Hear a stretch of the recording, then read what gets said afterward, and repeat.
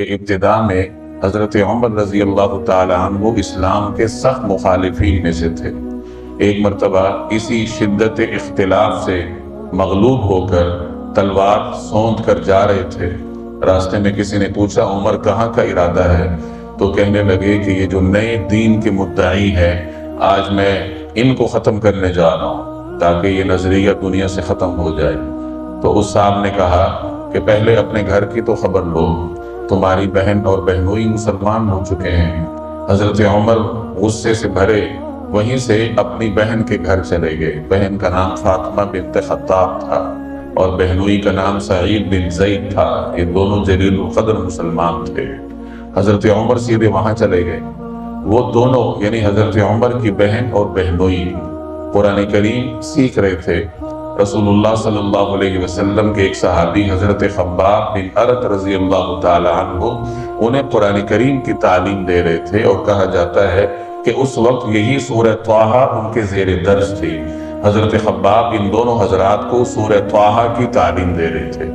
جب حضرت عمر گھر میں داخل ہونے لگے، اندر کے لوگوں نے ان کی آہٹ سنی۔ حضرت عمر کا ایک جلال تھا، روب تھا، تو بہن نے جلدی سے سورہ طٰہٰ کے وہ اوراق چھپا دیے جن پر سورہ طٰہٰ درج تھی۔ حضرت خباب کہیں چھپ گئے، گھر کے کسی کونے کھدرے میں روپوش ہو گئے۔ حضرت عمر غصے سے بھرے آئے اور کہا کہ تم لوگ کیا کر رہے تھے؟ اسی سوال جواب میں اپنے بہنوئی پر پل پڑے ان کو مارنے کے لیے۔ بہن بیچ میں آئی اپنے خامن کو بچانے کے لیے، تو بہن کو بھی لگ گئی، ان کا سر زخمی ہو گیا۔ بہرحال عرب تھے، غیور تھے، اپنی بہن کا زخمی سر دیکھ کر اور خون آلود چہرہ دیکھ کر حضرت عمر بھی ٹھنڈے پڑ گئے، کچھ پشیمان بھی ہوئے ہوں گے۔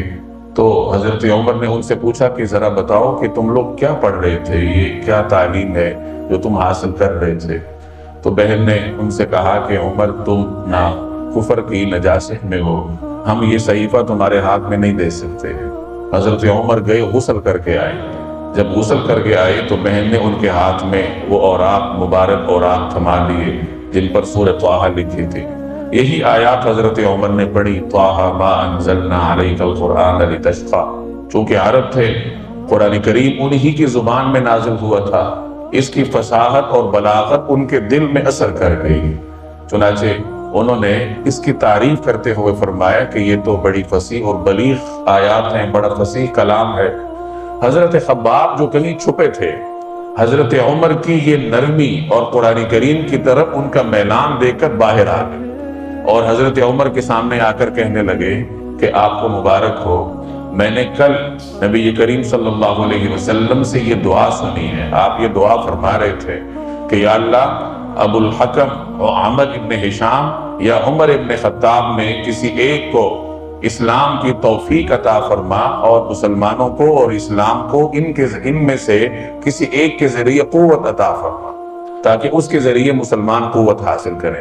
اللہ نے یہ دعا حضرت عمر کے حق میں قبول فرمائی۔ اس لیے کہا جاتا ہے کہ تمام صحابہ یہ مرید رسول ہیں اور حضرت عمر مراد رسول ہیں، چونکہ حضرت عمر کا ارادہ خود جناب رسول اللہ صلی اللہ علیہ وسلم نے فرمایا، ان کا نام لے کر اللہ کے حضور دعا کی کہ الہی ان کو اسلام لانے کی توفیق عطا فرما۔ تو حضرت عمر نے پھر ان سے کہا کہ مجھے محمد صلی اللہ علیہ وسلم کے پاس لے چلو کہ وہ کہاں ہیں۔ تو قصہ مختصر، پھر ان کو وہاں لے جایا گیا اور رسول اللہ صلی اللہ علیہ وسلم کے دست اقدس پر مسلمان ہوئے۔